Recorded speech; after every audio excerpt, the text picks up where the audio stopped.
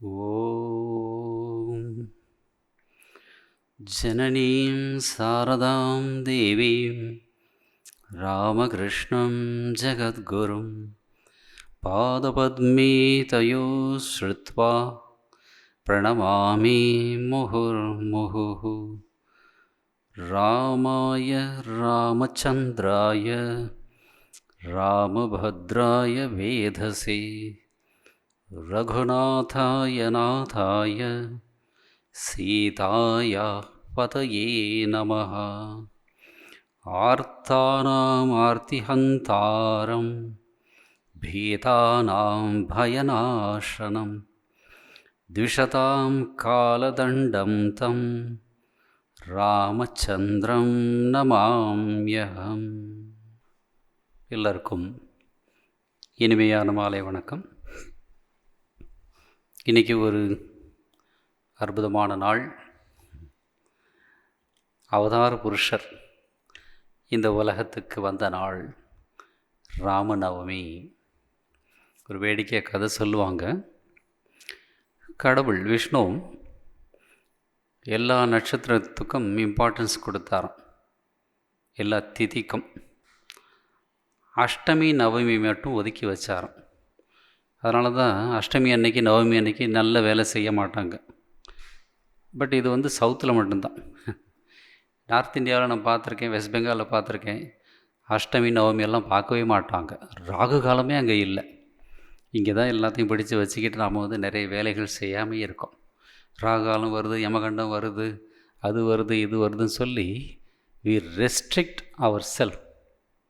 Even நல்லது செய்கிறதுக்கு கூட.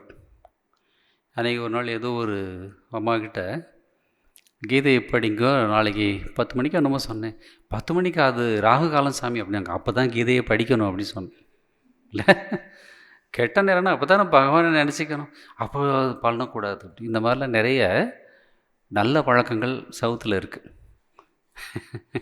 நம்மளை முன்னேற விடாத பழக்கங்கள்.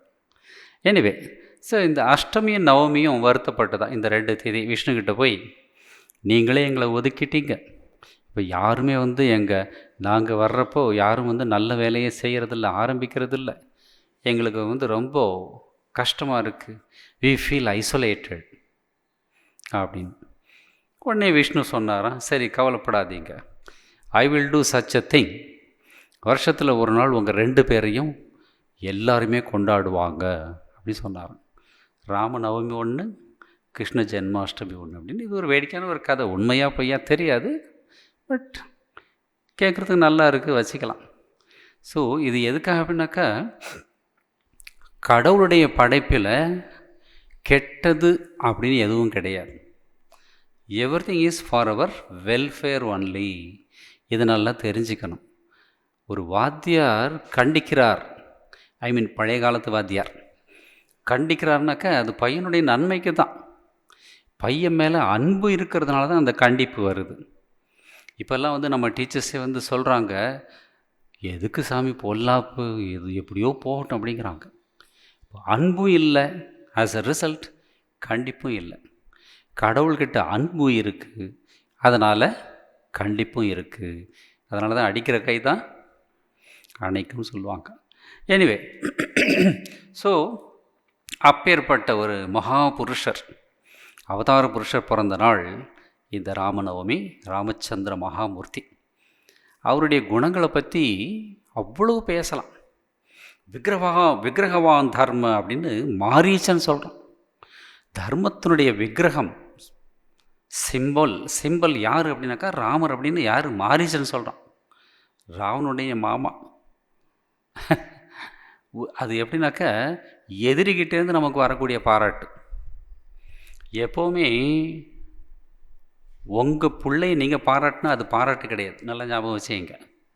என்னது வள்ளுவர் என்னது, ஈன்ற பொழுதினும் பெரிதுவக்கும் தான் பெற்ற மகனை சான்றோன் என கேட்டதா அப்படி மற்றவங்க சொல்லணும், உங்கள் பையன் என்னவா இது அப்படி. அதுதான் உண்மையான பாராட்டு. என் பையனை மாதிரி இல்லைனாக்கா காக்கைக்கு தன் குஞ்சு பொன் குஞ்சு, அது கிடையாது. எப்போ அடுத்தவங்கிட்டேருந்து வரணும் பாராட்டு. மாரீச்சன் ராவணனுடைய மாமா ராமரை பற்றி சொல்கிறான், விக்கிரகவான் தர்ம அப்படின்னு. தர்மத்தினுடைய அடையாளம் யாருனாக்கா ராமர். அப்பேற்பட்ட ஒரு கிரேட் சோல் இந்த ராமர். ராமநாமத்தை பற்றி சொல்லுவாங்க, அது தாரக மந்திரம் அப்படிம்பாங்க. தாரக அப்படின்னாக்கா எது நம்மை சம்சார கடலிலிருந்து தப்பிக்க செய்யுமோ, கரையேற்றுமோ, அது தாரக மந்திரம், தாரகநாமம். தாரகநாமத்தை சொல்கிறதுனால சிவனுக்கு தாரக் அப்படின்னு ஒரு பேர். ராமகிருஷ்ண சொல்லுவார், சிவன் வந்து ராம் ராம் ராம் ராம் சொல்லிட்டு ஆடுறார் அப்படின்னு ஒரு இடத்துல சொல்லுவார் கவுந்த மொழிகளில். ஸோ ராமனுடைய குரு சிவன், சிவனுடைய குரு ராமன் அப்படின்னு அது ஒரு தனி கதை. இது என்ன அப்படின்னாக்கா அவர் பெருசு இவர் பெருசு இல்லை. அதுவும் பூர்ணம் இதுவும் பூர்ணம், பூர்ணமத பூர்ணமிதம், அதுவும் பூர்ணம் இதுவும் பூர்ணம். இப்போ ஒரு மெழுகுவத்தியை வச்சு 20 மெழுகுவத்தி ஏற்றுறீங்க, எந்த ஜோதி சிறந்தது சொல்லுங்கள்? ஏற்றின ஜோதியா இல்லை ஏற்றி வைக்கப்பட்ட ஜோதியா? எல்லாம் ஒன்று தான். இது கொடுத்ததுனால எதுக்கும் குறையலை, வாங்கினதுனால அதுக்கும் குறையலை, அதிகமாகலை இல்லையா? Same thing remains. அதை போல் இந்த உலகம் அவர்கிட்டேருந்து வந்திருக்கு, வந்தாலும் அவர் பூர்ணமாகவே இருக்கிறார் அப்படின்னு அந்த மந்திரத்துக்கு அர்த்தம். ராமரும் பூர்ணர், சிவனும் பூர்ணர். அதனால தான் இவர் அவருக்கு குரு, அவர் இவருக்கு குரு அப்படி சொல்கிறாங்க. ஸோ ராமநாமம் தாரகநாமம் அப்படின்னாக்கா ராமநாமத்தை சொன்னால் ஜென்ம நிவ்ருத்தி, பிறவிப்பினியிலிருந்து விடுதலை கிடைக்கும். பிறவி வேணும்னு ஆசைப்பட்டால் சொல்ல வேண்டாம், பிறவி போதும், பட்டது போதும்பா, இதே வேலை, இதே பணம், இதே ஸ்டேட்டஸ், மற்றவங்கள பார்த்து பார்த்து நாம் வாழ வேண்டியிருக்கு இல்லையா? யோ தம்பி ஒரு கார் வாங்கிட்டா நீங்கள் இன்னும் வாங்கலையா? அது நாம் சும்மா இருந்தால் கூட பக்கத்து வீட்டுக்காரன் வந்து கடப்பாறையை வச்சு குத்துவான் இல்லையா? சார் உங்கள் கூட தான் அவர் வேலைக்கு சேர்ந்தார் சார், அவர் எப்படி 2 மாடி பில்டிங் கட்டிட்டா நீங்கள் என்ன செய்ய இந்த சின்ன வீட்டில் இருக்கீங்க அப்படிம்பா. உடனே நமக்கு வந்து இங்கே ஒரு விதை விழும், அப்படியா அப்போ நாம் ஏதாவது பண்ணணும். ஸோ இதெல்லாம் பார்த்து பார்த்து இந்த பிறவி போதும் அப்படிங்கிற ஒரு நிலை வர்றப்போ ராமநாமன் சொன்னால் ஜென்ம நிவிருத்தி, அடுத்த ஜென்மம் இருக்காது, ஜென்மங்கள்லேருந்து விடுதலை, பிறவி பிணியிலேருந்து விடுதலை. அப்போ கிருஷ்ணநாமம் என்ன, அது குறைச்சலாம் அப்படின்னாக்கா அதை பெரியவங்க சொல்கிறாங்க அது தோஷ நிவிருத்தி அப்படிங்கிறாங்க. கிருஷ்ணநாமம் சொன்னால் தோஷங்களை வந்து நிவர்த்தி பண்ணும். இப்போ நம்மக்கிட்ட என்னென்ன தோஷம் இருக்குது லிஸ்ட்டு போடணும் இல்லையா? போட்டுகிட்டே வரலாம், இது அது அது இதுன்னு வரிசையாக போட்டுகிட்டே போகலாம். பட் முக்கியமான தோஷம் என்ன? ஆதி தோஷம், மூல தோஷம் என்ன அப்படின்னாக்கா அஜ்ஞானம் இல்லையா? என்ன அஜ்ஞானம்? நான் இந்த உடம்பு, நான் ராஜசேகரன், நான் ராமகிருஷ்ணன், நான் சந்தானகிருஷ்ணன், நான் கோபாலகிருஷ்ணன், நான் இந்துமதி, நான் கலைமதி, இது அஜ்ஞானம். கிருஷ்ணநாமத்தை சொன்ன இந்த அஜ்ஞானம் போய் நான் பரபிரம்மஸ்வரூபம் அப்படிங்கிற ஞானம் வந்துடும். ஆக அதுவும் ஜென்ம நிவிருத்தி தான். ஸோ உங்களுக்கு எந்த நாமம் பிடிக்குதோ அதை சொன்னாலே இந்த பிறவி பிணியிலேருந்து நமக்கு விடுதலை கிடைக்கும். இது சும்மா ஒரு சேஞ்சுக்காக அப்படி சொல்கிறாங்க. ராமநாமம் ஜென்ம நிவிருத்தியை கொடுக்கும், கிருஷ்ணநாமம் தோஷ நிவிருத்தியை கொடுக்கும் அப்படின்னு. ஸோ இந்த ராவணன், கும்பகர்ணன், விபீஷன், இந்த ராமாயணத்தினுடைய தத்துவம் என்ன அப்படின்னாக்க ஒரு 3 ஸ்டேட்மெண்ட்டு அறிஞர்கள் சொன்னது. ஒருத்தர் சொல்கிறார், ராவணன் ராஜச குணத்துக்கு அடையாளம், ஆக்டிவாக இருப்பான். ஆக்டிவாக இருப்பான் அப்படின்னாக்கா ஆசைக்கு வசப்பட்டு இருப்பான்னு அர்த்தம். கும்பகர்ணன் தாமச குணம், 6 மாதம் அவன் தூங்க ஆரம்பித்தா தூங்கிட்டே இருப்பான், முழிச்சிக்கிட்டால் சாப்பிட்டுட்டே இருப்பான். ரெண்டுமே வந்து மோசமான குணம். கும்பகர்ணன் தாமச குணம், விபீஷணன் சத்துவகுணம். ஸோ சத்துவகுணம் ராமர்கிட்ட அடைக்கலம் அடைந்து இந்த ராஜச குணத்தையும் தாமச குணத்தையும் விட்டு விட்டு தெய்வத்தை அடைகிறது, தெய்வ நிலையை அடைகிறது. வித் தி ஹெல்ப் ஆஃப் சத்துவகுணா டெஸ்ட்ராய் தீஸ் 2, ரஜஸ் அண்ட் தமஸ். அப்புறம் சத்துவத்தையும் விட்டுணும் அப்படின்னு ராமகிருஷ்ணன் சொல்லுவார். ஏன்னா அதை பிடிச்சிருந்தா 2 பேரும் வந்துடுவாங்க. ஏன்னா அண்ணன் தம்பிங்க தானே, ஒருத்தருக்கு ஒருத்தர் தான் நாடாவிட்டாலும் தன் சதையாடுன்னு சொல்லுவாங்க. அந்த மாதிரி ஒருத்தனை வச்சுருந்தா கூட மற்ற 2 பேரும் வந்துடுவாங்க. Because the law of nature என்ன அப்படின்னாக்க இந்த 3 குணங்களும் சேர்ந்தே இருக்கும். சத்துவத்தை அதிகப்படுத்தி இதுலேருந்து தப்பிச்சு போயிடணும். அது அந்த ஒரு கதை சொல்லுவார் ராமகிருஷ்ணன், 3 திருடர்கள் அப்படின்னு. சத்துவ குணம் வந்து கடைசியாக காப்பாற்றிட்டு வழியை காட்டுச்சு, இந்த வழியாக போனால் உங்கள் வீட்டுக்கு போயிடலாம் அப்படின்னு. உடனே அவன் சொல்கிறான், நீங்கள் இவ்வளோ ஹெல்ப் பண்ணியிருக்கீங்க, வீட்டுக்கு வாங்க ஒரு காஃபி சாப்பிட்லாம். இல்லை அங்கே வந்தால் போலீஸ் பிடிச்சிக்கும், ஏன்னா நானும் அந்த திருட்டு கும்பலில் இருக்கேன், கொஞ்சம் நல்ல திருடன். ஆனால் திருடன் தான். அந்த மாதிரி சத்துவ குணத்தை பிடிச்சி வச்சுக்கிறது கூட கடவுளை காட்டாது. நிஸ்திரைகுண்யோ பவார்ஜுன அப்படின்னு கிருஷ்ணன் சொல்வார். 3 குணங்களையும் கடந்து செல் அப்படின்னு அதுக்கு அர்த்தம். ஸோ இந்த 3ஐயும் கடந்து போனால் ராமராஜ்யம், ராமருடைய நிலை. இது ஒரு அறிஞர் சொல்கிறது. இன்னொரு புலவர் என்ன சொல்கிறார், அறிஞர் என்ன சொல்கிறார், ராமன் ஜீவாத்மா, சீதை பரமாத்மா. இது ஒரு வித்தியாசமான ஒரு கோட்.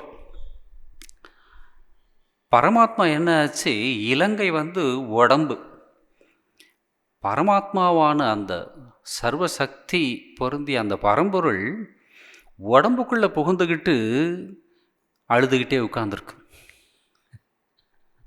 பரமாத்மா வெயிட் பண்ணிகிட்ருக்கு. ஜீவாத்மா இந்த பக்கம் ராமர், அவர் சண்டை போட்டு இருக்கிற எதிரிகளை எல்லாம் ஜெயிச்சு, நமக்குள்ளே எத்தனையோ எதிரிகள் இருக்காங்க இல்லையா, 6 பகைவர்கள் அப்படின்னு சொல்லுவார் ராமகிருஷ்ணர். ஷட் ரிபு அப்படின்னு சமஸ்கிருதத்தில் சொல்லுவாங்க. காம குரோத லோப மத மாத்சரியம், காம குரோத லோப மத மாத்சரியம், மோகம் ஒன்று இருக்குது. இந்த 6ஐயும் ஜெயிச்சு பரமாத்மாவை அடையணும். இது ஒரு அறிஞருடைய ஸ்டேட்மெண்ட்டு. இன்னொரு அறிஞர் அவர் சொல்கிற ரொம்ப அழகாக ஒத்துக்கிற மாதிரி இருக்குது. ராமன் பரமாத்மா, சீதா ஜீவாத்மா. ஜீவாத்மா அங்கே துடிச்சிக்கிட்டு இருக்கு, கஷ்டத்தில் இருக்குது. இலங்கை ராவணன் தான் மனசு. இந்த மனசு என்ன பண்ணுது, உள்ளே இருக்கக்கூடிய ஜீவாத்மாவை பிடிச்சி இழுத்து இலங்கையில் கொண்டு போய் வச்சிருச்சு. இலங்கை என்ன அப்படின்னாக்கா உடம்பு. ராவணனுக்கு ஏன் 10 தலை அப்படின்னாக்கா 5 கர்மேந்திரியங்கள், 5 ஞானேந்திரியங்கள். அது ராவணனை பற்றி சொல்கிறப்ப சைக்காலஜிக்கலி அவங்க என்ன சொல்லுவாங்க அப்படின்னாக்கா 10 heads stands for a split personality அப்படி சொல்லுவாங்க. ஸ்பிளிட் பர்சனாலிட்டி அப்படின்னாக்கா இன்டகிரேஷன் இல்லாத ஒரு மனிதன் அப்படின்னு அர்த்தம். ராவணனை போல பக்தன் கிடையாது. ஒருத்தர் கேட்குறார் குருக்கிட்ட, கடவுளை கும்பிடாதவன் நாஸ்திகனா அப்படின்னு. அவர் சொல்கிறார், கடவுளை கும்பிடாதவன் நாஸ்திகன் அப்படி சொல்ல முடியாது. ஏன்னா ராவணன் அவ்வளோ கும்பிட்டுருக்கான்.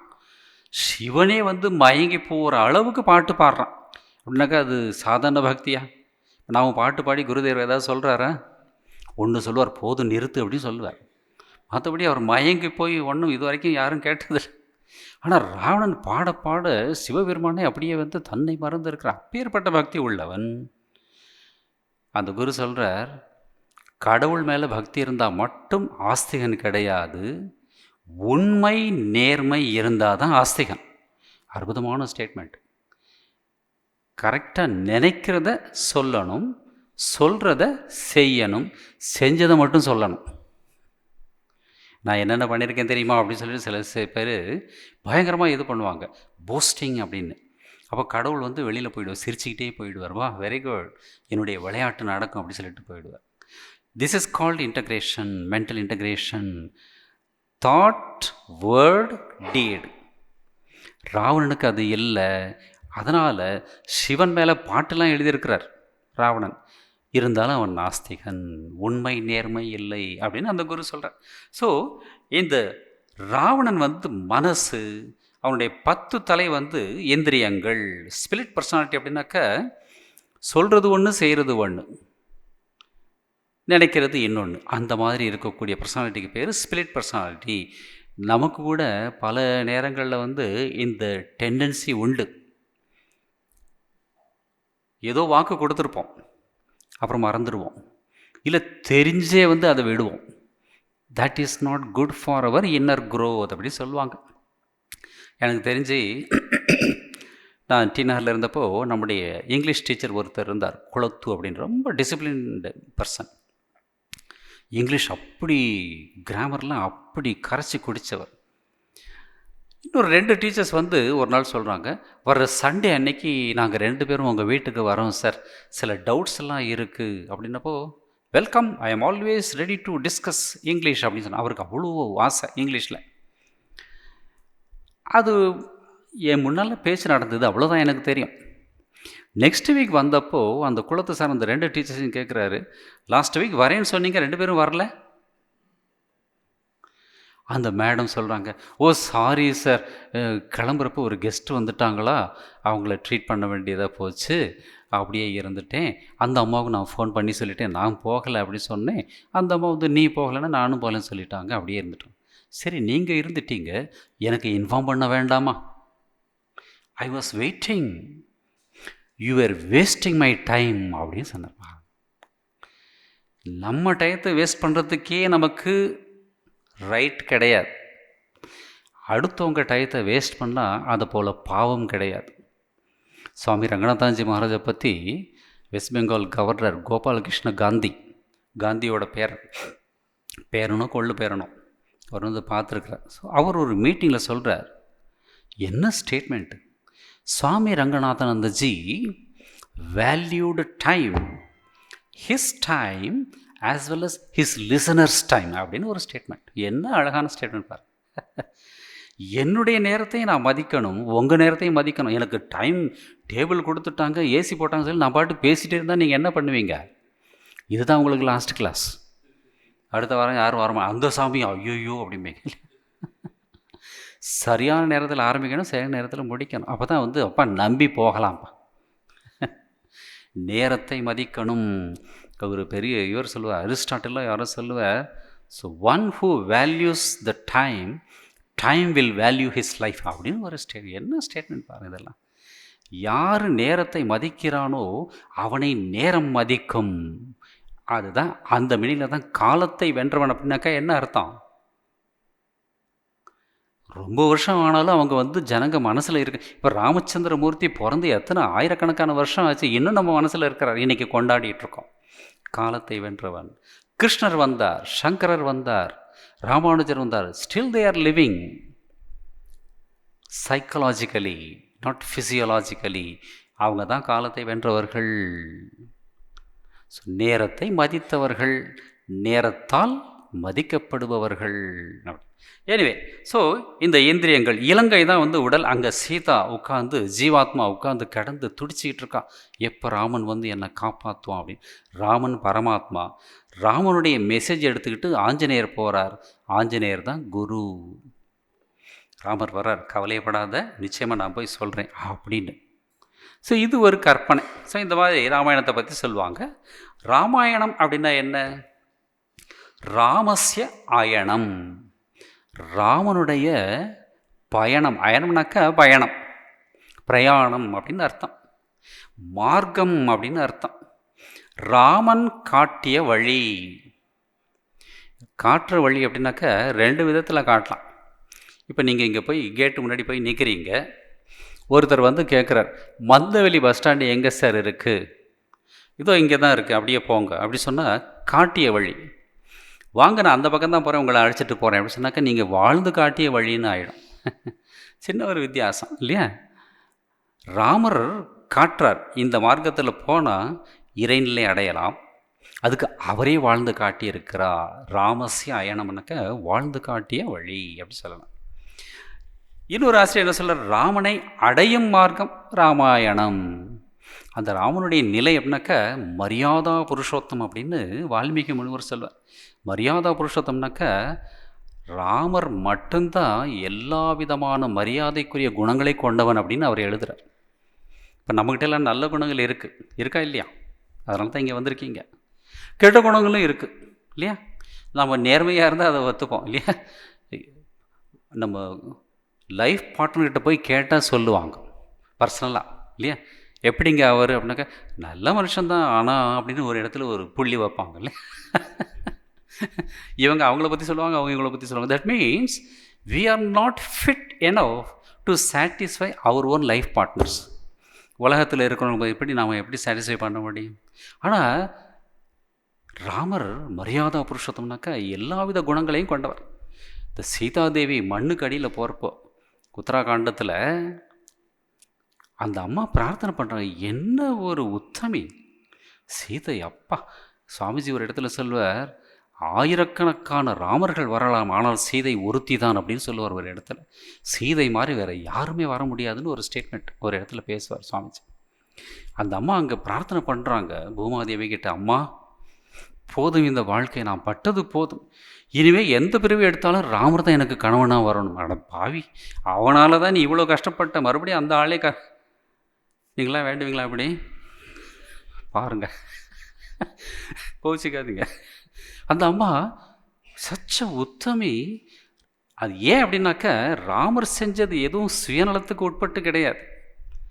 தனக்கு இவ்வளோ கஷ்டத்தை கொடுத்தது முழுக்க முழுக்க சமுதாயத்துக்கு கட்டுப்பட்டு, தர்மத்துக்கு கட்டுப்பட்டு, அந்த தர்மத்துக்கு கட்டுப்பட்ட தன்மையினால் ராமர் தான் எனக்கு கணவனாக வரணும்.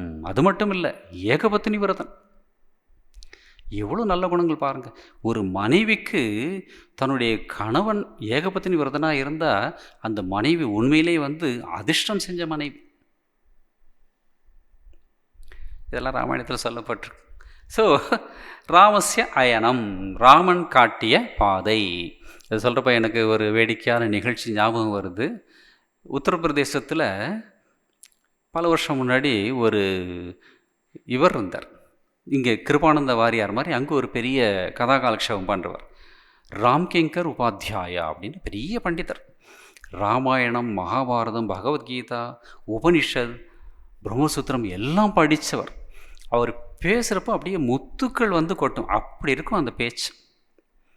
அவர் ஒரு இடத்துல ஜோக்கா வேடிக்கையாக சொல்கிறார், ராம்ஜிகா ஜீவன் பாலன் கர்னாக, கிருஷ்ணஜிகா வச்சன் பாலன் கர்னாக, இதர் உதர் கர்னேசே கட்பட் ஹோ ஜாயேகா அப்படின்னு வேடிக்கையாக சொல்லுவார். அப்படின்னாக்க ராமனுடைய வாழ்க்கையை ஃபாலோ பண்ணணும், கிருஷ்ணனுடைய வார்த்தைகளை ஃபாலோ பண்ணணும். கிருஷ்ணனுடைய வாழ்க்கையை ஃபாலோ பண்ணால் என்ன ஆகும் சொல்லுங்கள்? அடிதடி தான் இல்லையா? கிருஷ்ணர் ராசலீலா பண்ணார், நானும் பண்ணுறேன்னு போனால் என்ன நடக்கும் பாருங்கள்.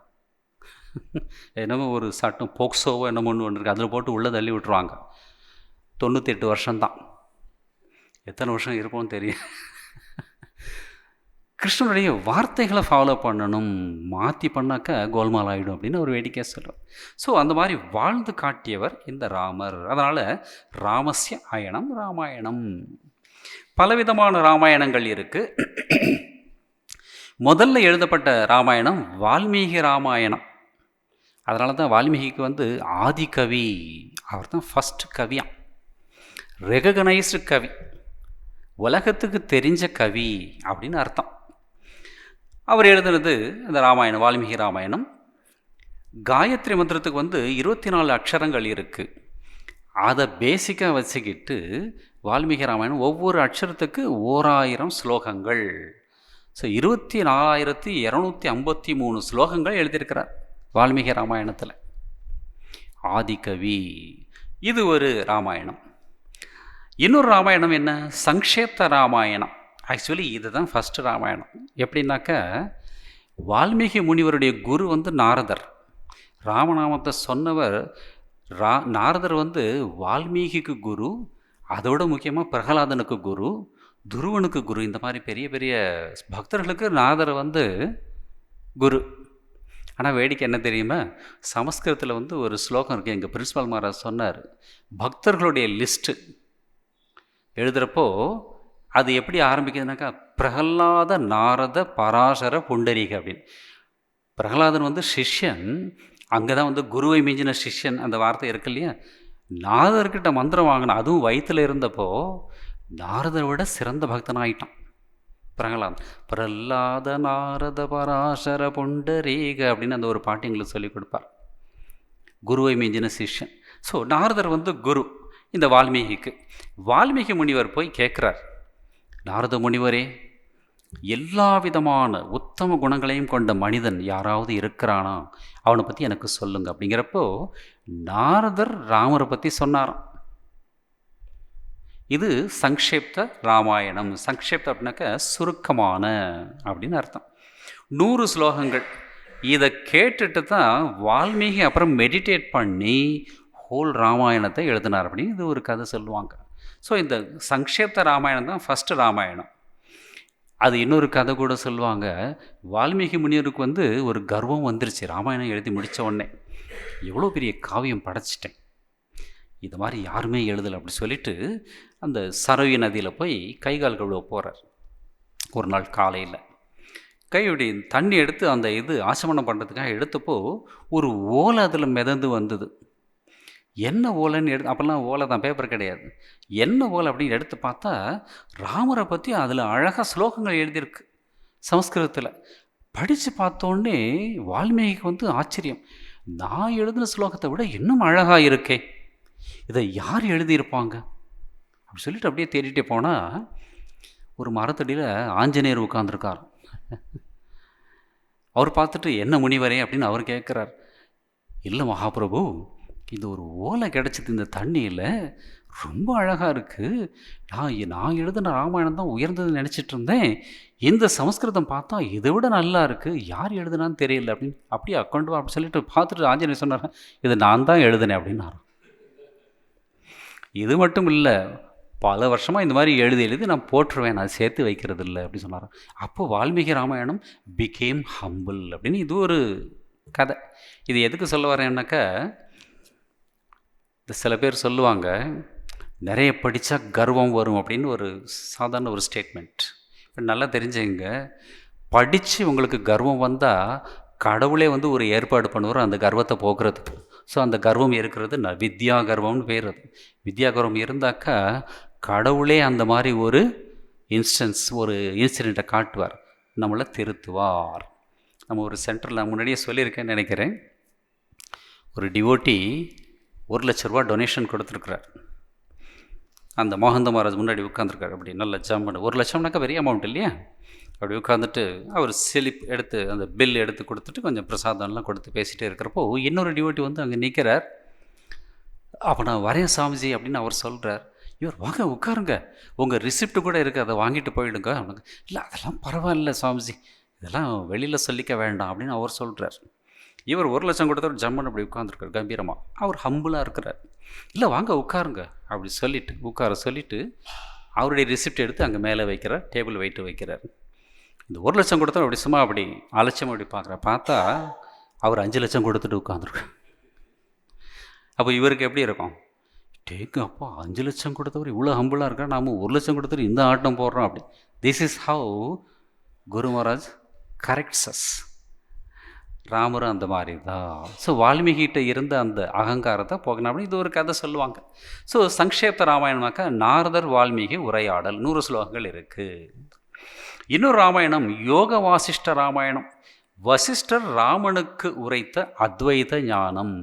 வசிஷ்டரும் ராமரும் பேசுனதுனால யோக வாசிஷ்ட ராமாயணம். அதில் மோஸ்ட்லி வந்து டீச்சிங்ஸ் தான் வரும், ராமாயண கதை வராது அதில். அதுவும் சின்ன புக்கு தான். இதை பற்றி சொல்கிறப்ப ரமண பகவான்கிட்ட போய் ஒரு அன்பர் கேட்டார், வசிஷ்டர் யோக வாசிஷ்டத்தை சொன்னாரே, அது அவதார புருஷரான ராமருக்கா சாதாரண மனிதரான ராமருக்கா? நல்ல கேள்வி இது இல்லை?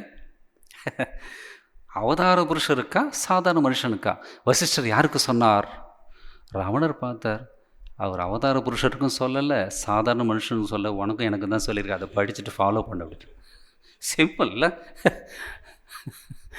யாரோ ஒருத்தர் போய் ரமணர்கிட்ட, சங்கராச்சாரியர் வந்து ஒரு ரியலைஸ்டு சோலா, ஆத்ம அனுபூதி அடைஞ்சவரா அப்படின்னு கேட்டப்போ, அவர் அடைஞ்சாரோ இல்லையோ அதை பற்றி உனக்கு என்ன கவலை, நீ அடைய பாரு அப்படின்னா. B practical. ஏன்னா நமக்கு இந்த பொங்கல் நேரம் தீபாவளி நேரம்லாம் வந்தாக்க டிவியில் என்ன ப்ரோக்ராம் பார்ப்பீங்க? சீதை உயர்ந்தவளா தமயந்தி, இப்போ அவங்கள பற்றி தெரிஞ்சு என்ன பண்ண போகிறீங்க? இல்லை, அது வாலி, புலவர் வாலி ஏதோ ஒரு பட்டிமன்றத்துக்கு கூப்பிட்ருக்காங்க. அதில் வந்து இந்த மாதிரி தான், சீதை மேலா திரௌபதி மேலா அப்படின்னு ஒரு இது. அவர் வேடிக்கை சொன்னார், 2 பேருமே ஃபீமேல் அப்படின்ட்டார். ஸோ இந்த பட்டிமன்றத்தில் வந்து how much time we are wasting. சில நல்ல விஷயங்கள் இருக்கலாம், பட் தேவையில்லாத விஷயங்கள்லாம் வந்து அவங்கள வெளுத்து கட்டணும், இவங்கள இந்த மாதிரி போயிட்டுருக்கும். எனிவே, ஸோ யோக வாசிஷ்ட ராமாயணம் வசிஷ்டர் ராமனுக்கு உரைத்த அத்வைத ஞானம், இது ஒரு ராமாயணம். கம்பராமாயணம் தமிழில் கவிச்சக்கரவர்த்தி அவர் எழுதினது. கம்பராமாயணம் அதை படித்தா பக்தி ரசம் கொட்டும் அப்படின்னு சொல்லுவாங்க. கம்பரே அதுக்கு ஒரு எக்ஸாம்பிள், ஒரு பாட்டு எழுதியிருக்கிறார் பாருங்க. நன்மையும் செல்வமும் நாளும் நல்குமே, திண்மையும் பாவமும் சிதைந்து தேயுமே. திண்மைனாக்க தீமை, சாவு.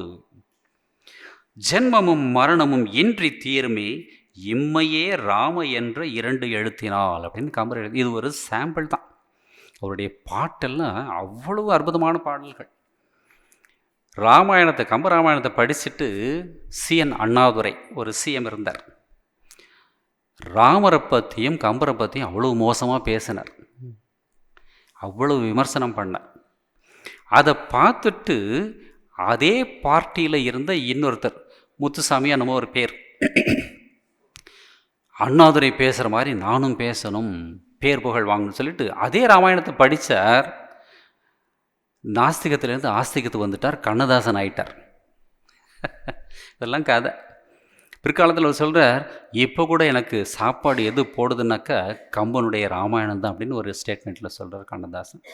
மாற்றி விட்டுடும் ஜென்மமும் மரணமும் இன்றி தீருமே, இம்மையே ராம என்ற 2 எழுத்தினால். இந்த மாதிரி மிக அழகான பாடல்கள் கொண்டது கவிச்சக்கரவர்த்தி கம்பர் எழுதின கம்பராமாயணம். அது ஒரு அரசியல்வாதி யாரோ ஒருத்தர் பேர் சொல்ல விரும்பலை, கம்பராமாயணத்தை எழுதிய புகழேந்தி புலவர் அப்படி சொல்லிட்டார். என்னத்த இவங்களுக்கெல்லாம் நீங்கள் ஓட்டு போட போகிறீங்க, ஜாக்கிரதையாக இருந்தா. முட்டாள்களை தேர்ந்தெடுத்தால் நாம் யார், யோசனை பண்ணிக்க. சரியா? ஸோ கம்பராமாயணம். அப்புறம் நார்த் இந்தியாவில் துளசி ராமாயணம், அதுக்கு ராம்சரிதமானஸ். ராம்சரிதமானஸ்னாக்க இந்த இப்போ கூட நார்த் இந்தியா நீங்கள் எல்லாம் போனீங்கன்னாக்கா பல பேருடைய வீட்டில் இதை மியூசிக்கெலாம் பாடிக்கிட்டே இருப்பாங்க. ஒரு 50 வருஷம் முன்னாடி தமிழ்நாட்டில் கூட இந்த கம்பராமாயணம் டெய்லி பாடக்கூடிய ஃபேமிலிஸ் எல்லாம் இருந்தது. இப்போ தான் லக்கிலி அதெல்லாம் போயிடுச்சு. இப்போ கடைசியில் என்னடானாக்கா ஏதாவது சினிமா பாட்டு, அது சில பேர் வீட்டில் காலையில் எழுந்தோடனே டிவி ஆன் பண்ணி வச்சுறாங்க, பார்க்குறாங்களா இல்லையா, அது ஓடிக்கிட்டே இருக்குது. அதை பார்த்துட்டு இவங்களும் ஓடிக்கிட்டே இருக்காங்க. ராமர் போயிட்டார், கிருஷ்ணர் போயிட்டார், யாருமே இல்லை இப்போ வீட்டில். துளசி ராமாயணம் ஒவ்வொரு வீட்லேயும் படிப்பாங்க. இப்போ கூட ஹனுமான் சாலிஸை அங்கங்கே கேட்கலாம். இப்போ நான் ரீசெண்டாக பிருந்தாவன்லாம் போயிட்டு வந்தப்போ அங்கே பார்த்தேன், சில கோயிலில் இப்போ கூட கண்டினியூஸாக பாடக்கூடிய ஹேபிட் இருக்குது ஹனுமான் சாலிஸா. அவ்வளோ சிறப்பாக வாய்ந்தது துளசி ராமாயணம், ராம்சரிதமானஸ். அதுக்கு ஞான ராமாயணம் இன்னொரு பேரும் உண்டு. அவர் ஆக்சுவலி துளசிதாசர் கோஸ்வாமி, அவர் பெரிய சான்ஸ்கிரிட் பண்டிதர். சான்ஸ்கிரிட்டில் தான் எழுதினாராம். ரொம்ப வேடிக்கை என்னன்னாக்கா, காசியில் உட்காந்து இன்னும் கூட அந்த காட் இருக்குது. அவர் எங்கே உட்காந்து ராமாயணம் எழுதினா அது இன்னும் கூட துளசிதாஸ் காட் அப்படின்னு இருக்குது. அங்கே உட்காந்து ராமாயணம் ஓலையில் எழுதி வச்சுட்டு போயிடுவார். அடுத்த நாள் பார்த்தா அதெல்லாம் அழிஞ்சு போயிருக்குமா. இவருக்கு ஒன்றுமே புரியல, இது என்னது, ஏதாவது பிசாசோட வேலையா, பூதத்தோட வேலையா அப்படின்னு நினச்சிட்ருக்கேன். மறுபடியும் எழுதுவார். சில நாட்கள் நடந்தது. அப்புறம் ரொம்ப வருத்தம் ஆயிடுச்சு, ஏன் இந்த மாதிரி தடை ஏற்படுது சொல்லிட்டு ஒரு நாள் நைட்டு விஸ்வநாதர்கிட்ட பிரார்த்தனை பண்ணிவிட்டு படுத்துட்டார். கனவுல விஸ்வநாதர் வந்தார். காசி விஸ்வநாதர் நான் தான் அதை அழிக்கிறேன். இவர் பிசாசு நினச்சால, பிசாசு தலைவரே அழிச்சிருக்கிறார்.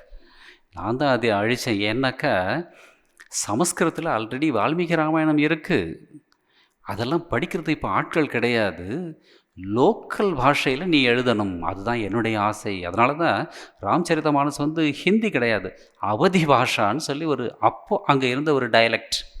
ஹிந்தியை விட கொஞ்சம் சேஞ்சாக இருக்கும், கொஞ்சம் நிறைய ஹிந்தி சப்தம்லாம் வரும். ஹிந்தி எப்படின்னாக்கா it is a collection of so many languages. இப்போ ஹிந்தியை கூட குஜராத் போய் நீங்கள் ஹிந்தி கேட்டு பாருங்கள், அது ஒரு மாதிரியாக இருக்கும். மகாராஷ்டிரா போனால் வேறு மாதிரியாக இருக்கும், யூபி போனால் வேறு மாதிரியாக இருக்கும், யூபியிலே லக்னோ போனால் வேறு மாதிரியாக இருக்கும், காசி போனால் வேறு மாதிரியாக இருக்கும். இதெல்லாம் நான் பார்த்துட்டு வந்திருக்கேன். பிருந்தாவன் போனாக்கா விரஜ பாஷை கலந்து வரும் ஹிந்தி. ஒவ்வொரு ஹிந்தி ஒவ்வொரு மாதிரியாக இருக்கும். அது ஒரு collection of so many languages. Awadhi பாஷா அப்படின்னு சொல்லிட்டு அந்த லோக்கல் டைலெக்ட், அதில் இந்த ராம்சரிதமானஸ் எழுதியிருக்கிறார். அதுக்கு ஞான ராமாயணம்னு பேர். இன்னொரு ராமாயணம் ஆனந்த ராமாயணம், யார் எழுதுனாங்கன்னு தெரியல. அத்தியாத்ம ராமாயணம், அது ஆத்ம வித்தையை சொல்லக்கூடிய ராமாயணம். பவிஷ்ய ராமாயணம் அப்படின்னு அருணாச்சல கவிராயர் எழுதியிருக்கிறார். தமிழில் அப்படி கூட இருந்திருக்கு பாருங்கள். அது மேபி பவிஷ்ய ராமாயணாக்கா அது சான்ஸ்கிரிட்லன்னு நினைக்கிறேன். இந்த புக்கெல்லாம் இப்போ இருக்கா இல்லையா தெரியல. அற்புத ராமாயணம் அப்படின்னு சொல்லி அருணகிரிநாதர் எழுதியிருக்கிறார். ஆச்சரியமாக இருக்குது, அற்புத ராமாயணம் சொல்லிட்டு. அப்புறம் காளிதாசர் வந்து ரகுவம்சம் அப்படின்னு எழுதியிருக்கிறார். மத்வர் பரம்பரையை சேர்ந்த லக்ஷ்மணாச்சாரி பண்டிதர் அப்படிங்கிற ஒருத்தர் நாம ராமாயணம் எழுதியிருக்கிறார். அதை பாட்டு மாதிரி வரும், இங்கே கூட இன்றைக்கி பாடுவாங்க ராம்நாம். அது வந்து துளசிதாசர் எழுதுனது அப்படின்னு சொல்லுவாங்க. ஸோ இந்த மாதிரி பலவிதமான ராமாயணங்கள் இருக்கின்றன. ஸோ இந்த ராமரை பற்றி நாம் சும்மா கொஞ்சம் தெரிஞ்சுக்கலாம். சில அறிஞர்கள் வந்து ரிசர்ச் பண்ணி கண்டுபிடிச்சிருக்காங்க. அப்ராக்சிமேட்டாக அவர் பிறந்தது எப்போ அப்படின்னாக்க, ராமர் பிறந்தது கிமு 4439 வருஷம். இது ஒரு ரிசர்ச். இப்போ இந்த பக்கம் வந்து 2026 வருஷம் ஆயிடுச்சு. அந்த 4439 ரெண்டையும் சேர்த்து பண்ணிக்கிட்டாக்கா அத்தனை வருஷத்துக்கு முன்னாடி அவர் பிறந்திருக்கிறார். அவருக்கு கல்யாணம் ஆனப்போ 16 வயசு அப்படின்னு சொல்லுவாங்க. ஐ மீன் சீதையை பார்த்தது, அந்த வில்லை உடைச்சது, அப்போது 16 வயசு அவருக்கு. வனவாசம் போனப்போ ராமருக்கு 25 வயசு, யங் காளை, ராஜா ஆக வேண்டிய ஆள் வனத்துக்கு போயிட்டார். அது ராவனுடைய யுத்தம் அதெல்லாம் முடிச்சுட்டு திரும்பி வந்து அவருக்கு பட்டாபிஷேகம் நடந்தப்போ 39 வயசு. இது அவங்க கண்டுபிடிச்சிருக்காங்க. இது கொஞ்சம் முன்ன பின்ன ரைட்டாகவும் இருக்கலாம், தப்பாகவும் இருக்கலாம். எனக்கு பகவத்கீதையை பற்றி சொல்கிறப்பவே 5000 இயர்ஸ் பிஃபோர் அப்படின்னு சொல்கிறாங்க. இப்போ இருந்து அதை விட இன்னொரு சில 1000 வருஷங்கள் முன்னாடி ராமர் பிறந்திருக்கிறார். இந்த வால்மீகி ராமாயணத்தில் 7 காண்டங்கள். காண்டம் அப்படின்னாக்க சாப்டர். பாலகாண்டம், அயோத்தியா காண்டம், ஆரண்ய காண்டம், கிஷ்கிந்தா காண்டம், சுந்தர காண்டம், யுத்த காண்டம், உத்தரகாண்டம் அப்படின்னு 7 காண்டங்கள் இருக்குது. 7 காண்டங்களையும் டெய்லி படித்தா ராமருடைய தரிசனம் கிடைக்கும் அப்படின்னு இது ஒரு சில பெரியவர்கள் சொல்லுவாங்க. ராமகிருஷ்ணன் சொல்லுவார்லே, 7 கதவுகளை தாண்டி போனாலும் இறைவனின் தரிசனம் கிடைக்கும் அப்படின்னு சொல்லுவாங்க. அந்த மாதிரி 7 காண்டங்கள். இந்த ராமருடைய குணாதிசயங்கள் கொஞ்சம் பார்க்கலாம். ராமர் எப்படிப்பட்டவர்? இந்த புலவர்கள் பக்தர்கள் சொன்னதை வச்சு சில குணங்களை பார்க்கலாம். மிகவும் அழகானவர், கவர்ச்சிகரமான, அதாவது அவரை பார்த்துக்கிட்டே இருக்கலாம். அதான் கம்பர் எழுதுவார், தோள் கண்டார் தோளே கண்டார் அப்படின்னு ஒரு பாட்டு கூட வரும். Handsome to the core. ஆனால் கொஞ்சம் கருப்பு கலர், சிகப்பாக கிடையாது. நல்லா யார் யார் கொஞ்சம் டிம்மாக இருக்கீங்களோ சந்தோஷப்படுங்க. ராமரும் கொஞ்சம் கருப்பு, கிருஷ்ணரும் கருப்பு இல்லை, ரொம்ப சிகப்பாக இருக்கும் சொல்லி கர்வப்படாதீங்க. ராமர் அந்த மாதிரி இல்லை. So but handsome. மங்களாசாசனம் சொல்லுது, பும்சாம் மோகன ரூபாய புண்ணிய ஸ்லோகாய மங்களம் அப்படின்னு சொல்லுது. ஆண்களில் மோகன ரூபன் ராமர், பார்த்துக்கிட்டே இருக்கணும் போல தோணும் அப்படின்னு சொல்கிறாங்க. கருப்பு, அதனால தான் அது கருப்பு எப்படி தெரிஞ்சுக்கிறதுனாக்க, கம்பர் எழுதுகிறார், இந்த விஸ்வாமித்திரர் வந்து தசரதன்கிட்ட வந்து, நான் யாகம் நடத்துகிறேன், தாடகை வந்து டிஸ்டர்ப் பண்ணிகிட்ருக்கா, அவளை ஒழிக்கிறதுக்கு உன்னுடைய மகனை கொடு. இப்போ எந்த மகனை கொடுக்குறதுன்னு தசரதன் கேட்குறான். 4 வரில் கரியவனை கொடு அப்படிங்கிறான். இந்த 4 பேரில் ராமர் தான் கொஞ்சம் கருப்பு. ஸோ அந்த மாதிரி வருது. ஸோ கொஞ்சம் கருப்பாக இருந்தாலும் மோகனரூபன் ரொம்ப அட்ராக்டிவ் பர்சன். இன்னொரு குவாலிட்டி என்ன? Strong and expert in archery. வலிமையான தோள்களை உடையும். நம்ம படம்லாம் பார்த்தாக்கா ராமர் பயங்கர சாந்தமாக என்னமோ பழைய சோறு சாப்பிட்ட மாதிரி இருப்பார். அப்படி கிடையாது. நார்த் இந்தியாலாம் நீங்கள் போய் பாருங்கள், ராமர் நிற்கிறத பார்த்தாலே உங்களுக்கு ஒரு வீரம் வரும். இந்த சண்டைக்கு போகிறப்ப அந்த நரம்பெல்லாம் புடைச்சி அப்படி நிற்கும். ராமனுடைய படம், அந்த அயோத்தியெல்லாம் போய் பாருங்கள். அந்த படம் கிடச்சா வீட்டில் வச்சேங்க, அதை பார்த்தாலே உங்களுக்கு வீரம் வரும். அப்படி நிற்பார். ஸ்ட்ராங், எக்ஸ்பர்ட் இன் ஆர்ச்சரினாக்க ராம சஸ்திர பிரதாமகம் அப்படின்னு கிருஷ்ணன் சொல்வார். சஸ்திரங்கள் யூஸ் பண்ணுவதில் நான் ராமனாக இருக்கிறேன். அதனால தான் அவர் பேர் ராமபானம். ஒரு பானம் விட்டால் 7 மரத்தையும் தொலைச்சிட்டு போய் நின்று பாருங்கள். வாலியை கொலை பண்ணுறதுக்கு முன்னாடி அவ்வளவு சக்தி வாய்ந்தது. அது இன்னொரு வேடிக்கை என்னன்னாக்கா, 7 மரத்தையும் தொலைச்சிட்டு அந்த பானம் திரும்பி இவர்கிட்டே வரும். ராமபானம், ஒரு வில் ஒரு சொல் அப்படின்னு ராமரை பற்றி சொல்லுவாங்க. ஒரு தடவை அடித்தா முடிச்சு போச்சு கதை. அவ்வளவு சக்தி வாய்ந்தவர். இந்த எக்ஸ்பர்ட் அப்படிங்கிறப்போ எக்ஸ்பர்ட்டின் ஆர்ச்சி அர்ஜுனனு கூட சொல்லலை, ராமரை பற்றி சொல்கிறாங்க. இன்னொரு குவாலிட்டி என்ன? வெல் வெர்ஸ்ட் இன் ஸ்கிரிப்சர். சாஸ்திரத்தை நன்கு படித்தவன். வசிஷ்டர்கிட்ட அவ்வளோ நல்லா படிச்சிருக்கிறார் ராமர். அதனால தான் இந்த இந்த கிளாஸ் எல்லாம் கேட்குறது வந்து நான் நிறைய பேர் வந்து என்கரேஜ் பண்ணுறது எதுக்கு அப்படின்னாக்கா, இதெல்லாம் நீங்கள் கேட்க கேட்க உங்கள் மனசு தெளிவாகும். தெளிவான மனசு நீங்கள் ஏதாவது ஒரு சின்ன தப்பு பண்ணால் கூட உடனே சுட்டி காட்டும். ராமகிருஷ்ணர் சொல்லுவ, மனசு சுத்தமாயிட்டா அதுவே குரு ஸ்தானத்துக்கு போயிடும், உனக்கு சரியான பாதையை காட்டும் அப்படின்னு. இதெல்லாம் எனக்கு வேண்டியதில்லை சார், சேவை மட்டும் பண்ணுறேன் சார். சில பேர் சொல்லிவிட்டு எது பண்ணுறது சரியா தப்பா அப்படின்னு கூட புரியாமல் பண்ணிகிட்ருப்பாங்க. மாட்டிப்போம். கர்ம யோகா பிகம்ஸ் கர்மா. வெல் வெர்ஸ்ட் இன் ஸ்கிரிப்சர் அப்படின்னாக்க வசிஷ்டர்கிட்ட வந்து அப்படி படிச்சிருக்கிறார். அதனால தான் இந்த விஸ்வாமித்திரர் வந்து ஜனகராஜா கிட்ட போய் அறிமுகம் பண்ணி வைக்கிறார். யார் இந்த பையன்? ஜனகராஜா வந்து ராமரை பார்த்து 16 வயசு பையன் கட்டுமஸ்தான் அப்படி நிற்கிறான். ராவணன் லக்ஷ்மணனும் ராவனை பார்த்துட்டு யார் இந்த பையன் அப்படிங்கிறப்போ விஸ்வாமித்திரர் வந்து வேடிக்கையாக சொல்லுவாங்க, இவன் வசிஷ்டனுடைய மாணவன் அப்படின்னு சொன்னாராம். தசரனுடைய புத்திரன் தானே சொல்லணும். பட் விஸ்வாமித்திரர் சொன்னார். ஏன் அப்படின்னாக்கா, இப்போ பொண்ணு கேட்கறதுக்காக அவர் போயிருக்கிறார். தசரதனுடைய புத்திரன் அப்படின்னு சொன்னாக்கா ஜனகராஜாவுக்கு டவுட் வந்துடும் இல்லையா? ஏன்னாக்கா தசரத ராஜாவுக்கு எத்தனை ராணிகள்? அஃபிஷியலி 3, அன்அஃபிஷியலி எத்தனையோ. அது நம்ம ஸ்பீக்கர் ஒருத்தர் வேடிக்கையாக சொல்லுவார், ராமர் ஏகபத்தினி விரதன், தசரதன் ஏகப்பட்ட பத்தினி விரதன் அப்படின்னு வேடிக்கை. தசரதனுடைய புத்திரன் சொன்னாக்கா ஜனகராஜாவுக்கு ஒரு டவுட் வந்துடும். ஐயோ அப்பா மாதிரியே புள்ள, அப்பனுக்கு புள்ள தப்பா பிறந்த அந்த மாதிரி அப்படின்னு. அதை சொல்லாமல் வசிஷ்டர் சொல்கிற, வசிஷ்டனுடைய மாணவன் விஸ்வாமித்திரன் சொல்கிறார். That means he is qualified, he is a GeM அப்படின்னு அர்த்தம்.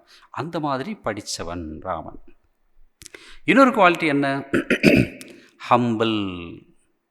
வித்யா ததாதி வினயம் அப்படி சொல்லுவாங்க. எங்கே ஞானம் இருக்கோ அங்கே ஹியூமிலிட்டி இருக்கும். எங்கே வினயம் ததாதி வித்யா அப்படின்னு மாற்றி கூட சொல்லுவாங்க நம்ம சாமி. அந்த ராமகிருஷ்ணர் சொல்லுவார் இல்லையா, பள்ளமான இடத்துல தான் தண்ணி தேங்கி நிற்கும், பணிவான மனசில் தான் பக்தியே உற்பத்தி ஆகும் அப்படின்னு சொல்லுவார். எங்கே பணிவு இருக்கோ அங்கே ஞானம் இருக்கும், எங்கே ஞானம் இருக்கோ அங்கே பணிவு இருக்கும். ராமர்கிட்ட பூர்ண ஞானம் இருந்ததுனால பணிவாக இருப்பான். ஹம்பிள்.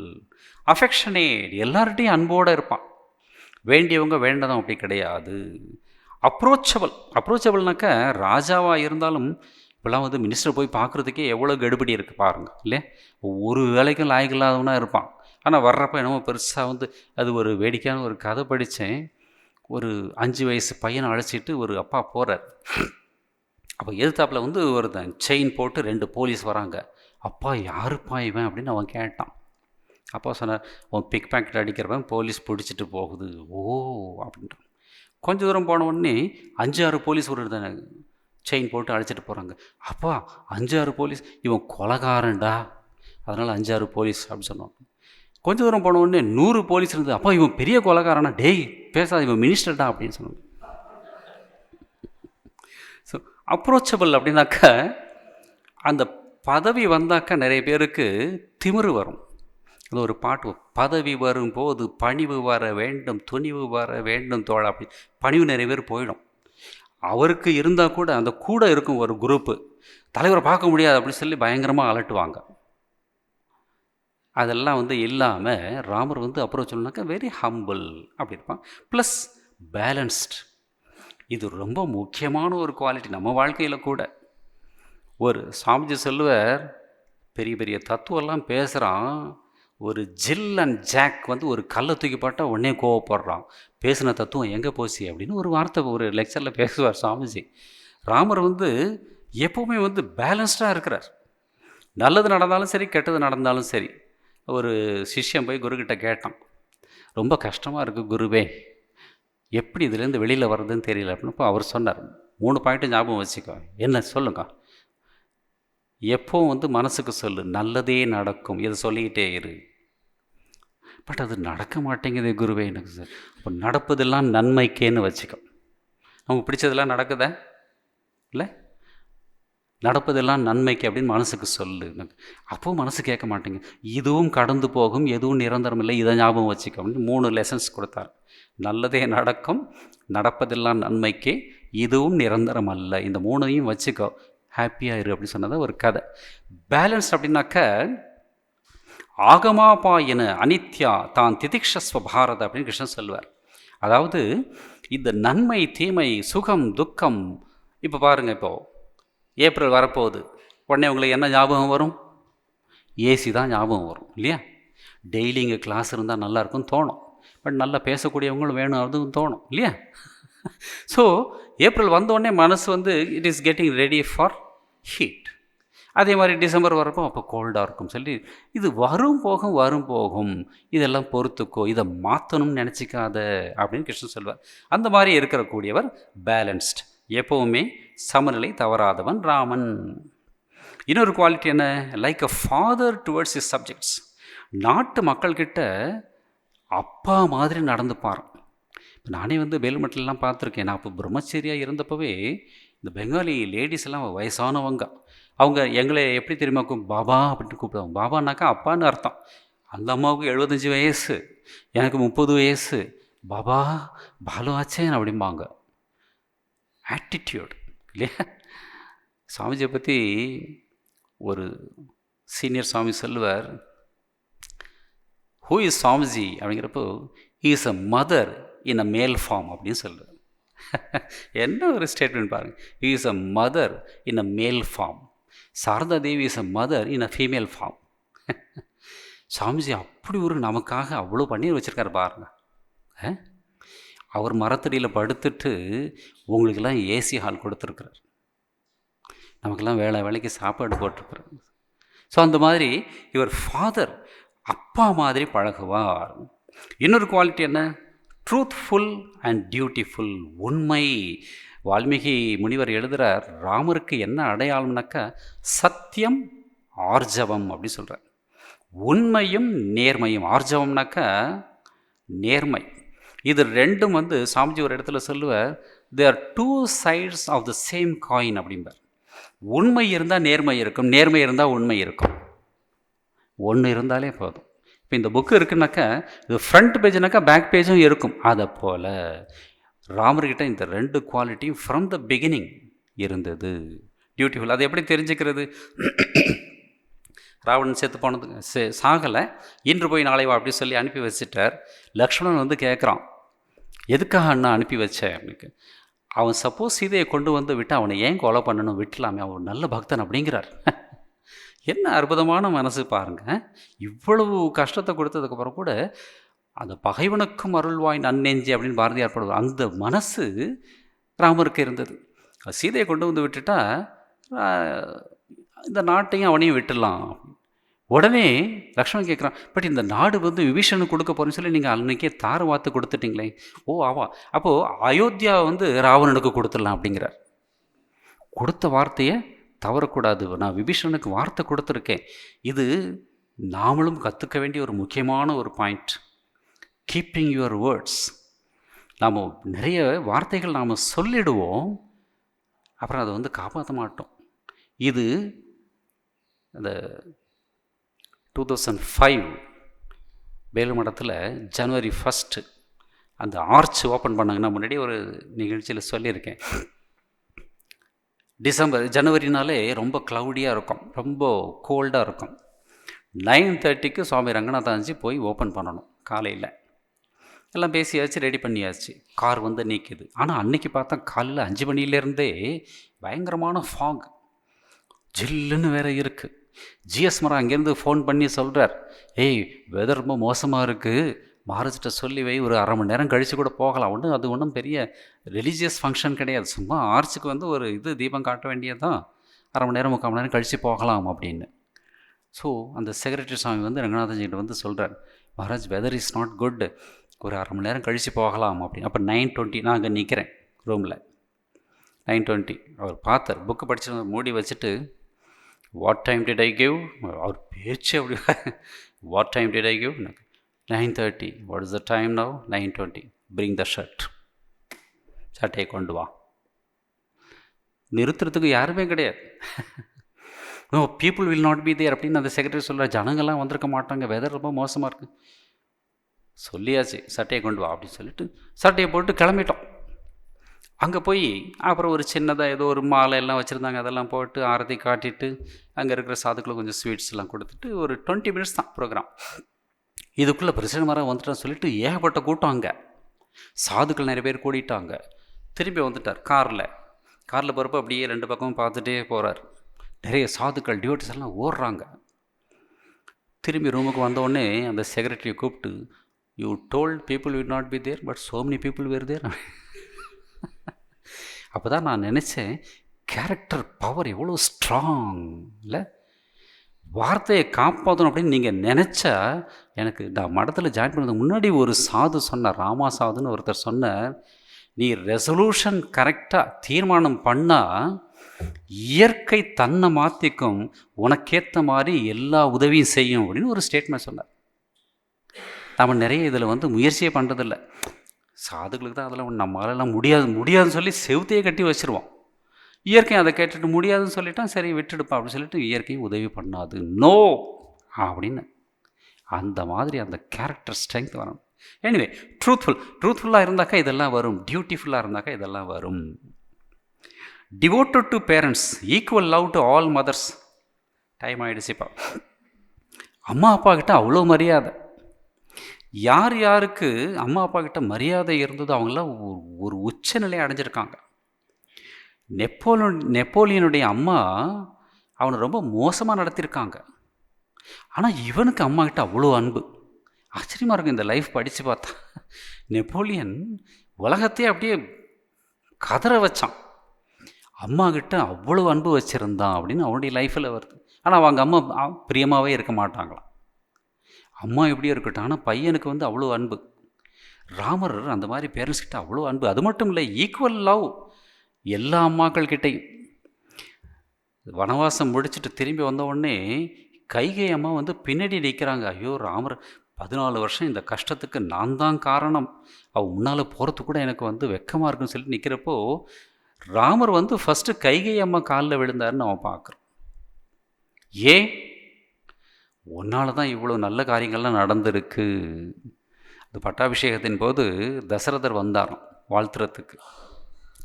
ராமா, உன்னை பார்க்குறதுல ரொம்ப சந்தோஷம்டா, ஏதாவது ஒரு வரம் கேளு, நான் கொடுக்குறேன். தசரதன் எப்போவுமே வரம் கொடுக்குறதுல வாயை கொடுத்துட்டு அப்புறம் கஷ்டப்படுவார் இல்லையா, ஏதாவது வரம் கேளு அப்படின்னு. உடனே ராமர் கேட்டார், கைகேயை மறுபடியும் உங்கள் மனைவின்னு ஏற்றுக்கணும் அப்படின்னு சொன்னார்றான். கௌசல்யாவை பற்றி கவலையே இல்லை, சுமித்ராவை பற்றி கவலைப்பட வேண்டிய அவசியம் இல்லை. ஏன்னா அந்த அம்மா உத்தமியான ஒரு அம்மா, சுமித்ரா தேவி, லக்ஷ்மணனுடைய அம்மா.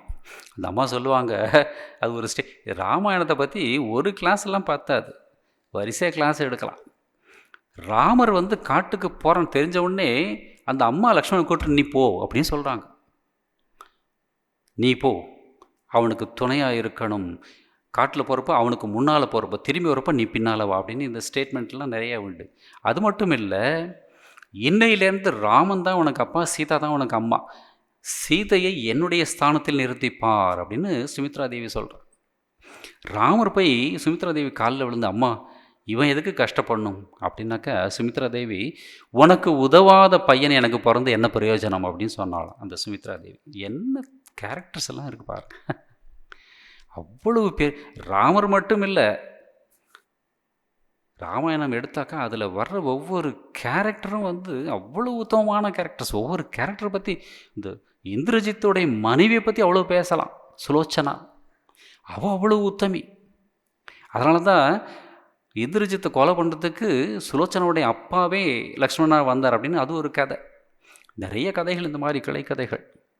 எனிவே, இங்கே ராமரை பற்றி பார்க்குறப்போ எல்லா அம்மாக்கள் கிட்டேயும் கைகை அம்மா கிட்ட போய் ஃபஸ்ட் நமஸ்காரம் பண்ணி ஆசீர்வாதம் வாங்குகிறான். தசரதன் கிட்ட அவர் கேட்குற வரத்தை கேளுன்னு சொன்ன உடனே கைகையை மறுபடியும் உங்கள் மனைவியை ஏற்றுக்கணும்னு சொல்ல பார்த்து முடியாது அப்படிங்கிறார். இல்லை, கைகை அம்மாவை பற்றி உங்களுக்கு தெரியாது. கைகைக்கு ஜாதகம் பார்க்க தெரியும். அவள் பார்த்துட்டா நெக்ஸ்ட் 14 வருஷம் யார் ராஜாவாக இருப்பாங்களோ அவங்களுக்கு மரணம் நிச்சயம். நீங்கள் முடிவு பண்ணுறீங்க கரெக்டாக அந்த நாளில் எனக்கு பட்டாபிஷேகம் பண்ணணும்னு சொல்லி. அது கேட்ட உடனே ராமரை இழந்துடக்கூடாது அப்படிங்கிறதுக்காக தன்னுடைய மகனை அந்த சீட்டில் வச்சான். இந்த இந்த மாதம் இந்த ராமகிருஷ்ண விஜய் யாராவது படிச்சிங்களா என்னமோ தெரியும். இந்த மாதமும் போன மாதம் இதில் இந்த மேவார் தேசம்னாக்கா நார்த் இந்தியாவில் வருது, மீரட் அந்த பக்கம். அங்கே ஒரு ராஜா ஒருத்தன் இருந்தான். அவனுடைய தம்பி வந்து ராஜாவை கொலை பண்ணிவிட்டு அவன் ராஜா ஆகணும் அப்படின்னு சொல்லிட்டு முயற்சி பண்ணுறான். இந்த ராஜாவுக்கு ஒரு பையன் உதய் சிங் அப்படின்னு, சின்ன பையன், 8 வயசு பையன். அந்த பையனை பார்த்துக்கிறதுக்கு ஒரு ஆயா, பன்னாதேவின்னு பேர். சாதாரண படிப்பறிவு இல்லாத ஒரு அம்மா. அவளுக்கு ஒரு பையன், 8 வயசு பையன். இந்த ரன்வீர்னாக்கா இந்த தம்பி, அவன் வரான் ஒரு நாள். இந்த இளவரசனை கொலை பண்ணிட்டாக்கா நான் ராஜா ஆயிடலாம் சொல்லிட்டு வாள் எடுத்துகிட்டு வர்றப்போ ஜன்னல்லேருந்து பார்த்துடுறான். உடனே இளவரசனை தூக்கி ஒரு ஓரத்தில் போட்டு தன்னுடைய மகனை படுக்க வச்சாலாம் அந்த பெட்டில். அவன் வந்துட்டு எங்கே அவன் இளவரசன் அப்படின்னு கேட்குறான். அந்த ரன்வீர் சிங் தன்னுடைய மகனை காட்டின அந்த பன்னாதேவி அவன் கண் முன்னாலே வெட்டினா. அவன் அழாமல் நின்னாலாம் பன்னாதேவி. எவ்வளவு தியாகம் பண்ணியிருக்காங்க பாருங்கள். சாதாரண இவங்கெல்லாம் நிறைய படித்தவங்க கிடையாது, பணம் படித்தவங்க கிடையாது, சாதாரண மக்கள். எவ்வளோ பெரிய தியாகம். இந்த கைகை அம்மா நல்ல ஜோசியம் பார்க்கக்கூடியவங்க. அடுத்த ராஜாவுக்கு மரணம் நிச்சயம் தெரிஞ்சுக்கிட்டு ராவனை காப்பாற்றணும், அது பதிலாக பரதனை தியாகம் பண்ண பலி கொடுன்னு சொல்லி தன் மகனுக்கு பட்டாபிஷேகம் பண்ணணும்னு சொன்னா. உங்களையும் காப்பாற்றணும், அதனால் பரதனை உட்கார சொன்னான் அப்படின்னு. நல்ல வேளை பரதன் வந்து அவன் ரொம்ப அற்புதமான ஒரு மனுஷன். பரதனை பற்றி அந்த ராம்கிங்கர் உபாத்தியா அவ்வளோ பேசுவார். ராமனை இந்த கம்பரே வந்து ஒரு பாட்டு எழுதியிருப்பார். குகன் சொல்கிறான் பரதனை பார்த்துட்டு, 1000 ராமர்கள் இவனுக்கு ஈடாகும் அப்படின்னு ஒரு பாட்டு வரும். பரதனை பார்த்துட்டு ராமரே சொல்வார், என்னிலும் உயர்ந்தவன் பரதன் அப்படிம்பார். அப்பேற்பட்ட கேரக்டர். இதெல்லாம் படித்த இதெல்லாம் தெரிஞ்சுக்கிட்டாலே பார்த்தா நம்ம மனசு சுத்தமாகும். அவ்வளோ உயர்ந்த கேரக்டர். ஸோ இந்த கைகை அம்மாவை பற்றி ராமர் சொல்கிறார், தன் மகனை வந்து பலி கொடுக்க தயாராக இருந்தால், ஆனால் அவன் வந்து புத்திசாலி, நல்ல பக்தன், தனக்கு சீட்டே வேண்டாம்னு சொல்லிட்டு செருப்பு வச்சுட்டான். அதனால் யாருமே சாகலை, எல்லாருமே தப்பிச்சிட்டாங்க. ஸோ நீங்கள் கைகை அம்மாவை ஏற்றுக்கணும், பரதனையும் உங்கள் புள்ளன்னு சொல்லணும் அப்படி சொல்லி வரம் கேட்டதா இது ஒரு கதை. So equal love to all mothers, இது ஒரு குவாலிட்டி. எல்லா சகோதரர்களையும் சமமாக நேசித்தான். அது மட்டும் இல்லை, சகோதரர்கள் இல்லாதவங்க. ஜடாயு யார்? அப்பாவுக்கு ஃப்ரெண்டு. அவருக்கு ஈமக்கிரியை பண்ணார். ஈமக்கிரியை பண்ணாக்க ஒரு பெரிய யாகம் பண்ணதுக்கு சமம் அப்படின்னு காஞ்சி பெரியவா சொல்கிறார். ஏதாவது இந்த அநாத போனால் அது இதுன்னு இருந்தாக்கா, இப்போ நம்ம சார் வந்து இந்த தொழுநோய்க்காக வந்து அவ்வளோ பண்ணுறார் நம்ம சிவா. இதெல்லாம் வந்து பெரிய யாகம். இது மனசில் எந்த விதமான எதிர்பார்ப்பும் இல்லாமல் இது குருதேவருக்கு செய்யக்கூடிய சேவை அப்படிங்கிற ஒரு தூய மனசோடு அதை செஞ்சால் அது யாகம்.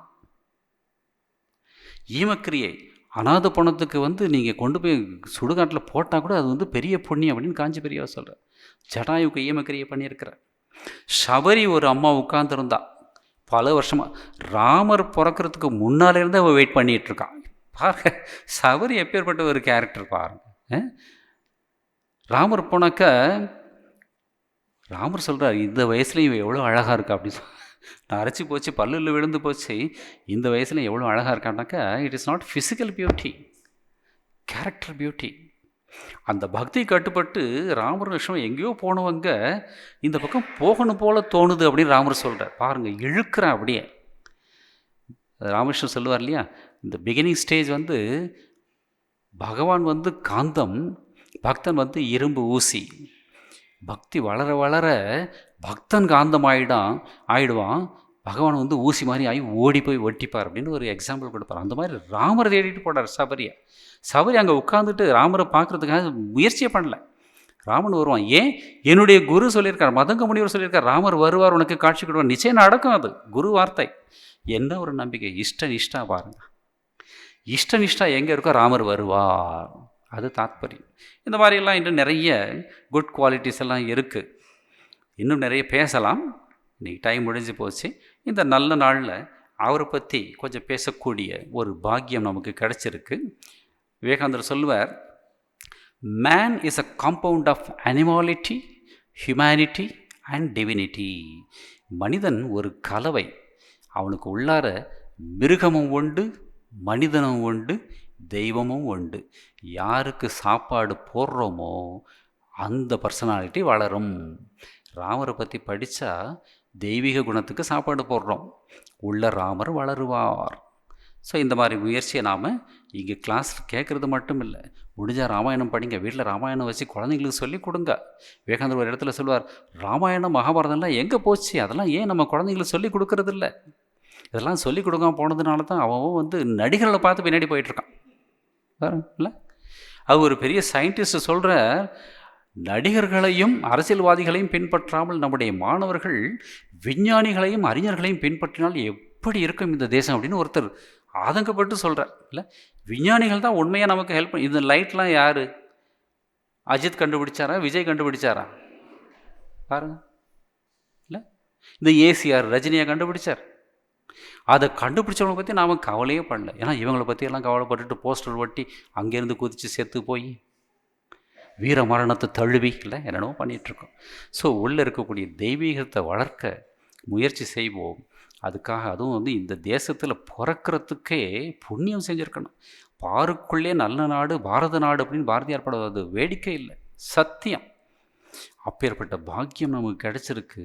மிஸ் பண்ணாமல் டெய்லி கொஞ்சம் நேரம் ராமாயணத்தை படிக்கிறது, கீதையை படிக்கிறது, அமுதமொழிகள் படிக்கிறது எல்லாம் செஞ்சாலே போதும். உள்ளே இருக்கக்கூடிய அழுக்கு குறைஞ்சிக்கிட்டே வரும். இன் கோர்ஸ் ஆஃப் டைம் தெய்வம் மட்டும் இருக்கும், விலங்கு மனிதன் எல்லாம் போயிடும். அந்த முயற்சியில் நாம் ஈடுபடுவோம். அதுக்கு இந்த சரணாகத வத்சலன் நமக்கு ஆசீர்வாதம் வழங்கட்டும் பிரார்த்தனை சொல்லி எல்லாருக்கும் நன்றி சொல்லி முடிச்சுக்கிறேன். ஓம் சாந்தி சாந்தி சாந்தி. ஹரி ஓம் தத் சத். ஸ்ரீராமகிருஷ்ணார்ப்பணமஸ்து.